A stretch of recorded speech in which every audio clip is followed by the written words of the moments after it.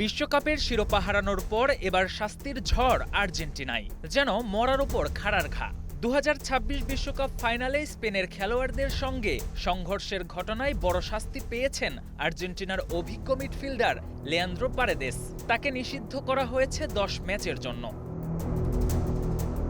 শুধু পারেদেস নন, defender Nahuel মোলিনাকেও 7 match নিষিদ্ধ করেছে ফিফা। দুজনকেই দিতে হবে $90,000 করে জরিমানা। থিয়াগো আলমাদা পেয়েছেন 1 ম্যাচের নিষেধাজ্ঞা এবং $30,000 জরিমানা। আর কোচিং স্টাফের সদস্য রবার্তো আয়ালাকে নিষিদ্ধ করা হয়েছে 3 ম্যাচ। ফাইনালের ঘটনায় শাস্তি পেয়েছেন পুরো আর্জেন্টিনাও।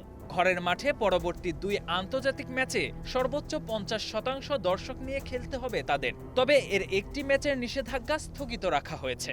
এএফএ-কে গুনতে হবে $3,21,000 জরিমানা।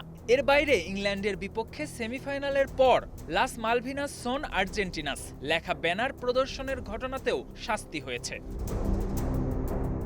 তবে শাস্তি মেনে চুপ থাকছে না আর্জেন্টিনা।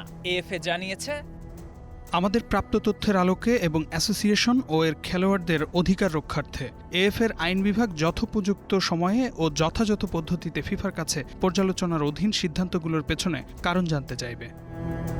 প্রয়োজনে কোর্ট অব আরবিট্রেশন ফর স্পোর্টসের দ্বারস্থ হওয়ার কথাও জানিয়েছে তারা। বিশ্ব ফুটবলের নিয়ন্ত্রক সংস্থার আপিল কমিটির কাছে আপিল দাখিলের প্রস্তুতির অংশ হিসেবে এটি করা হচ্ছে এবং ভবিষ্যতে শেষ উপায় হিসেবে কোর্ট অফ আরবিট্রেশন ফর স্পোর্টসের দ্বারস্থ হওয়ার সম্ভাবনাও রাখা হচ্ছে।